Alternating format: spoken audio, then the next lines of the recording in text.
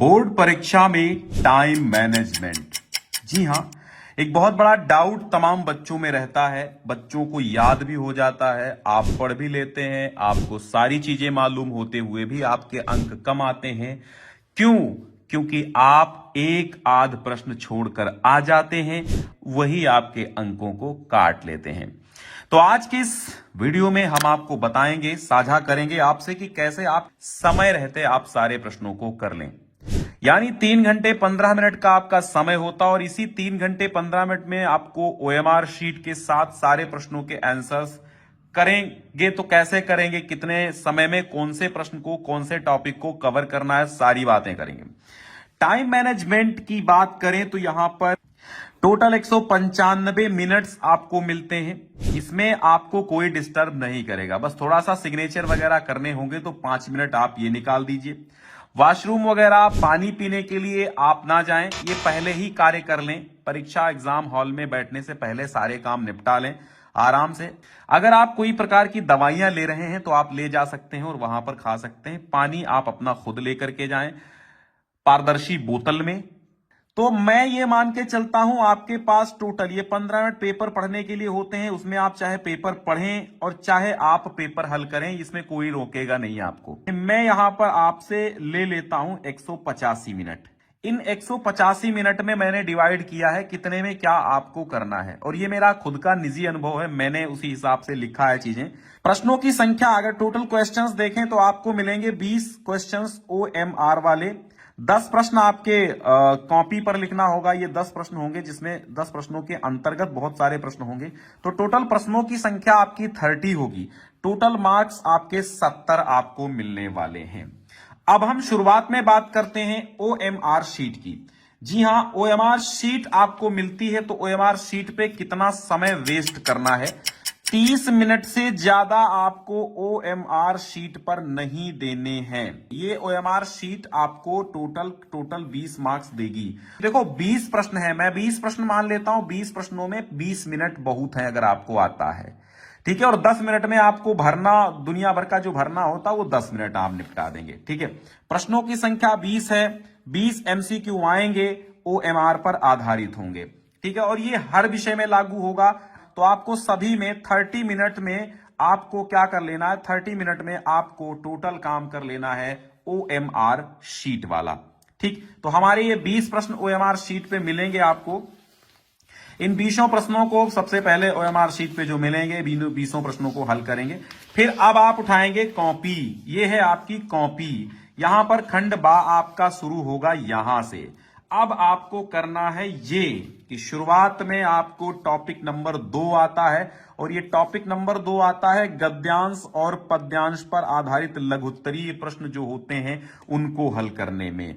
यानी 3 प्रश्न आपके गद्यांश में, 3 पद्यांश के नीचे टोटल 6 प्रश्न होंगे। और मैंने यहां पर आपको 12.5 यानी कि 25 मिनट का समय हमने यहां पर दिया है। यानी 12 से लेकर के 15 मिनट के बीच में हल कर लेना है। इससे ज्यादा आपको समय इन गद्यांश पद्यांश पे नहीं लगाना है। तो 25 से 30 मिनट भी यहां पर आप ले सकते हैं, लेकिन 5 मिनट दूसरी जगह एडजस्ट करने पड़ जाएंगे। तो 25 मिनट में यहां पर आपको ये हल कर लेना है। गद्यांश बहुत ज्यादा लंबा नहीं आएगा, देखो यहां जितना दिया है बस इतना ही आएगा। ये बोर्ड का पेपर इसीलिए मैंने उठा के यहां पर लिया है। व्याख्या करने में अगर हम 5 मिनट माने तो संदर्भ लिखने में महज 3 से 4 मिनट का समय लगेगा। और अगर यहां पर एक प्रश्न लिखेंगे तो 5 मिनट का समय हम यहां पर भी दोनों प्रश्नों में, और टोटली हमें यहां पर 12-13 मिनट से ज्यादा का समय नहीं लगेगा, ठीक है। पढ़ेंगे तुरंत हम उसी के अंदर, इन 15 मिनट के अंदर पढ़ करके इसको हल कर लेना है। और 15 मिनट के अंदर आपको इस गद्यांश को पढ़ना है, पद्यांश को भी पढ़ना है। अब ये तो अर्थ तो आप समझते ही हैं। तो यहां पर तीनों प्रश्नों को 15 मिनट के अंदर हल कर लेना है। तो टोटली यहां पर आपको 15-15 मिनट में हल कर लेना है। तो ये आपको मैंने दिया 25 से 30 मिनट यहां पर दे दिए गए, मतलब 25 से 30 में कर लेना है। अगली बात कर लेते हैं हम काहे की संस्कृत गद्यांश और संस्कृत पद्यांश की। टॉपिक नंबर 3 पर हम यहां चर्चा कर रहे हैं, 3 और 4 के बीच में। संस्कृत का एक गद्यांश आता है, संस्कृत का एक पद्यांश आता है, यानी एक श्लोक और एक गद्यांश आता है। 12-12 मिनट यहां पर आपके लिए डिवाइड किए हैं। अगर आप इनको 10 मिनट में कर ले रहे हैं, ये 10 मिनट में हो जाएगा, तो इधर के जो 2-2 मिनट 4 मिनट बचेंगे वो आप पहले ही एडजस्ट कर चुके होंगे, तो इन्हें 10 मिनट में करने की कोशिश करें। ठीक है, क्योंकि मैंने यहां पर आपको बताया कि आप 25 से 30 मिनट, अगर इधर 30 मिनट आप ले रहे हैं गद्यांश पद्यांश हल करने में, तो यहीं संस्कृत के गद्यांश पद्यांशों का अनुवाद करने में 10-10 मिनट ही लीजिए। नहीं तो हमने यहां पर 12-12 मिनट यहां पर दे दिए हैं श्लोक और अनुवाद का। बहुत लंबा नहीं होगा, श्लोक को हल करेंगे। देखो यहां पर इस कॉपी में कितना हल किया गया है, जितना हल किया गया है उतना ही करिए। देखो ये महज 3-4 लाइनों 5 लाइनों में आपको लिखना होगा, ये प्रश्नोत्तर संख्या डालनी होगी। जो टॉपिक्स खत्म हो जाए अगले नए पेज से शुरू करो। यहां पर संदर्भ व्याख्या भी वैसे ही है, आपके तीनों प्रश्न। ठीक है, यहां पर तीनों प्रश्न ऐसे कर लेंगे। कक्ष निरीक्षक से पूछते रहें कि सर अभी कितना टाइम बचा है, बताते रहेंगे कि कितना टाइम आपके पास अभी बचा है। यहां पर बात आती है एक खंड काव्य की। खंड काव्य में आपको 15 मिनट दिए जा रहे हैं। 15 मिनट में आप खंड काव्य को एडजस्ट करें। 15 मिनट में हो भी जाएगा। 2 पेज में महज, बहुत ज्यादा 1.5 पेज में आप 1.5 पेज में लिखेंगे। इसको बहुत लंबा खींचने की जरूरत नहीं। देखो ये बहुत सीमित शब्दों में लिखा गया है, ऐसे ही आप लिख सकते हैं, कोई प्रॉब्लम नहीं है। आगे हम बात कर लेते हैं, ये बात कर लेते हैं संस्कृत प्रश्नोत्तर आपके 2 आएंगे, और ये 2 बहुत ज्यादा 5 या 6 मिनट में आप कर लेंगे इन संस्कृत प्रश्नोत्तर को। बहुत ज्यादा 5 से 6 मिनट इसमें लगेंगे और इतने ही आपको लगाने हैं। ठीक है, और इसके बाद हम बात करेंगे जीवन परिचय की। इसके बाद काहे की बात करेंगे, हम बात करेंगे जीवन परिचय की। एक श्लोक आपको लिख लेना है। श्लोक के लिए भी आपको 5 मिनट निर्धारित है। श्लोक आपको 5 मिनट में ही खत्म करना है। ठीक है, फिर हम बात कर लेते हैं आगे, वो बात होगी हमारी जीवन परिचय की, जो मोस्ट इंपॉर्टेंट मोस्टली बच्चों का सवाल रहता है कि सर जीवन परिचय में कवि का आएगा और लेखक का आएगा, 2 आएंगे। एक सवाल होगा, 2 आएंगे। यहां पर आपके लिए दोनों के लिए 25 से 30 मिनट का समय बहुत है, यानी 15-15 मिनट ही आप इनको दीजिए। ठीक है, अब चूंकि मेरा मानना तो 25 मिनट ही आप लीजिए। अब आप 30 मिनट यहां ले रहे हैं, तो कहीं ना कहीं आपको आगे एडजस्ट करना होगा। कम कर लीजिए या पीछे कम करके यहां पर आप इकट्ठा कर लीजिए 1-1, 2-2 मिनट का टाइम, तो टाइम मैनेजमेंट हो जाएगा। और राइटिंग बहुत अच्छी बनाने की जरूरत नहीं है। ज्यादा अच्छी राइटिंग बनाने के चक्कर में भी आपका दिक्कत होगी, जब प्रश्न छूटेंगे तो अंक जरूर कटेंगे। ठीक है, तो ये देखो कितना बना है, ये राइटिंग बहुत अच्छी नहीं है। ठीक, जल्दी जल्दी लिखा गया, फ्लो चार्ट बना के फौरन 1 से 1.5 पेज में निपटा दिया जीवन परिचय को। जरूरी नहीं 3 पेजों में लिखो, जीवन परिचय 1 पेज से 1.5 पेज में आप 1.5 पेज में लिख दीजिए। बस इधर जीवन परिचय हो जाए तो इधर कृतियां कर दीजिए। फिर आता है पत्र लेखन। अब इस पत्र लेखन में कितने मिनट देने हैं, अब यहां 20 मिनट, यहां तो पत्र लेखन का काम 15 मिनट का है। ये 5 मिनट आगे आप एडजस्ट कर देंगे पीछे वाले में। ये 5 मिनट अगर आप जीवन परिचय में एडजस्ट कर रहे हैं, तो यहां पर 20 मिनट एक्स्ट्रा है यहां पर। चूंकि पत्र लेखन में कितना समय लगेगा, बहुत लंबा नहीं लिखना है, 1 ही पेज में निपटा देना है पूरा का पूरा पत्र लेखन। अब बात कर लेते हैं अंत में। अंत में आपको क्या करना है, अंत में ही आपको लिखना है निबंध।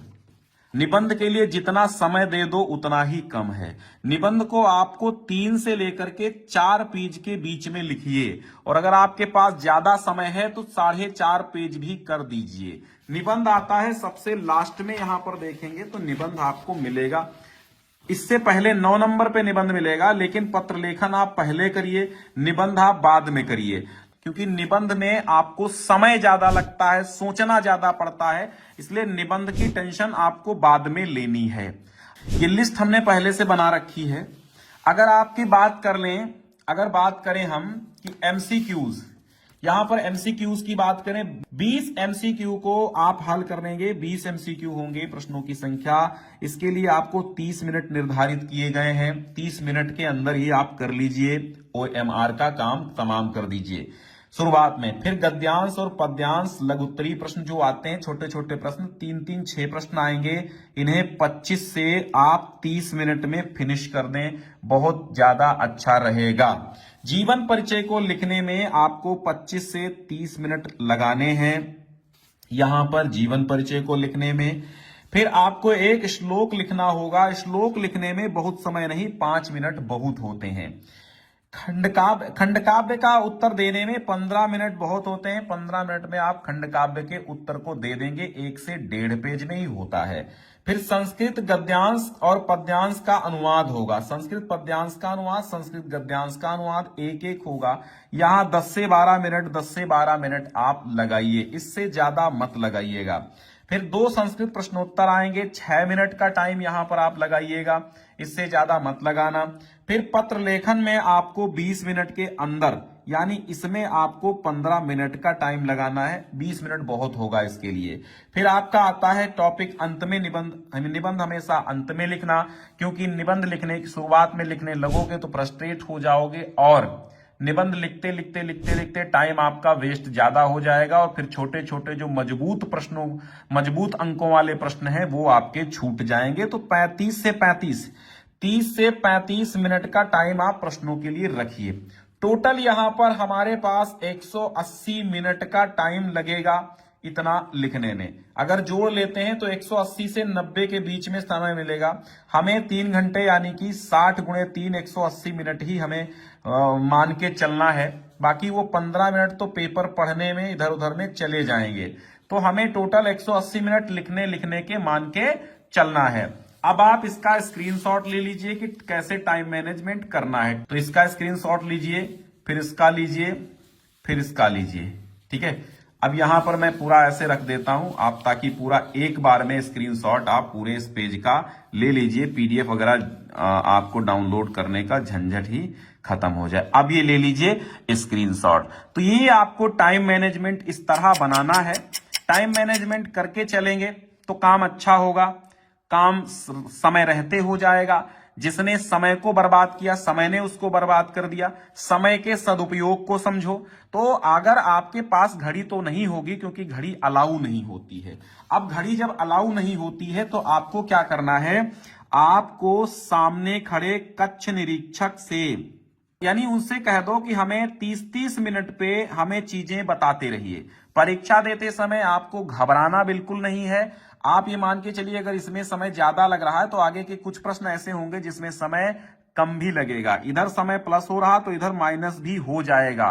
ठीक है, क्योंकि यहां पर ये अपने हिसाब से मैंने टाइम मैनेजमेंट दिया है। लिखते समय प्रैक्टिकली हर एक बच्चे का अलग अलग हिसाब किताब होता है। कोई तेज लिखता है, कोई धीरे लिखता है। सिंपल सी बात है, आप सही लिखो, बस सही लिखो। राइटिंग मायने नहीं रखती है।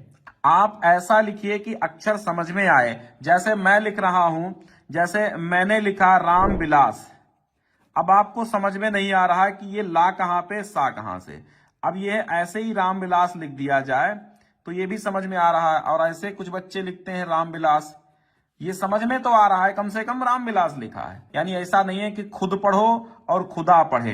ऐसी राइटिंग मत लिखना कि खुद पढ़ो खुदा पढ़े, तीसरा आदमी ना पढ़ पाए।